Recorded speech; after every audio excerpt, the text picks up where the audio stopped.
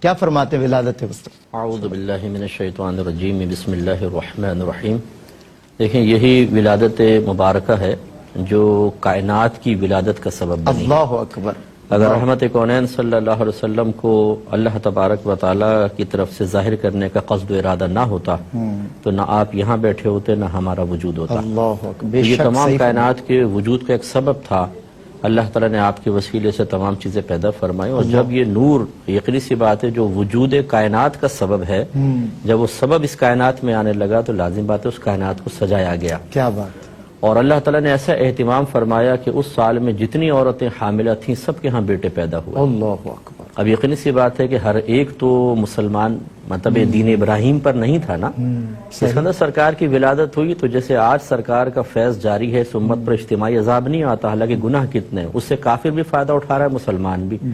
اسی طرح جب اللہ تعالیٰ نے اپنے حبیب کی ولادت کا صدقہ تقسیم فرمایا تو اس میں پھر یہ نہیں کہ مسلمان کو ملے یا دین ابراہیم والے کو ملے یا غیر مسلم کو محروم کیا جائے، نہیں، سب کو فیض جاری ہوا۔ کیا بات ہے۔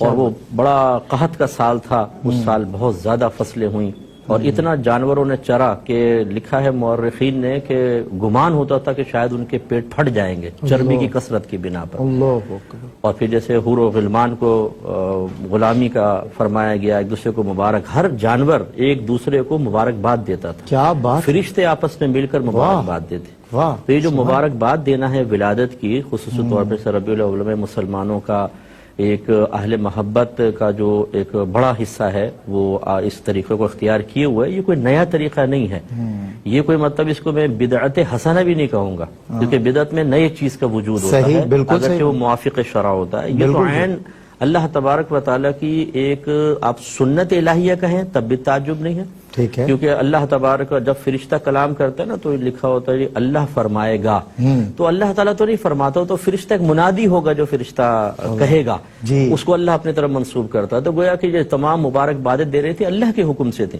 تو وہ جب سرکار کائنات میں تشریف لائے تو کائنات کا رنگ بدل گیا بالکل۔ جو مطلب نئی حکومت آئی تو پچھلی حکومت چلی گئی، نیا پاکستان کے جیسے ہمارے ذہن میں وجود تصور ہم قائم کرتے ہیں، وہ نئی کائنات ہوئی، نئی حکومت آئی، نیا نظام آیا، اور نبی کریم صلی اللہ علیہ وسلم کی ولادت پاک کی وجہ سے پھر آپ کی والدہ ماجدہ طیبہ طاہرہ بی بی آمنہ رضی اللہ تعالی عنہا نے جو عجائبات دیکھے ہیں، اور اس سے ظاہر ہوتا ہے کہ وہ معاذ اللہ دیکھیں بعض اوقات بعض دلائل ظاہرہ سے کچھ لوگوں نے ثابت کرنے کی کوشش کی کہ آپ کے آبا و اجداد جو ہیں وہ مطلب مسلمان نہیں تھے۔